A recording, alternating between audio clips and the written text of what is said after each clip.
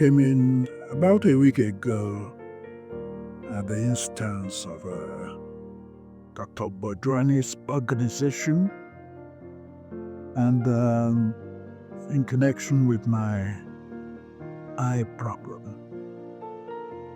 We had a very beautiful and dedicated treatment at the Artemis. I find the Indian medical system, at least a part of it, have been subjected to be quite detailed and specific as to ethics. It's an ethics-specific industry, and they give the best. And what is more, they are answerable to their own government for whatever treatment they do.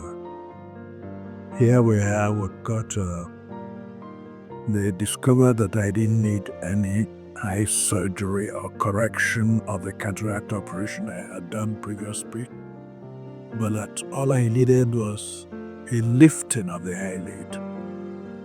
They did that. As you can see, my eyelid appears to be tipped up, but I'm sure that when the stitches are removed in a week's time, it will be quite normal. But the impact of the surgery, even as I speak now, with the stitches still on, is that I see clearer. Because the principle is that more light gets into the pupil, and therefore I see clearer, better, and in greater detail.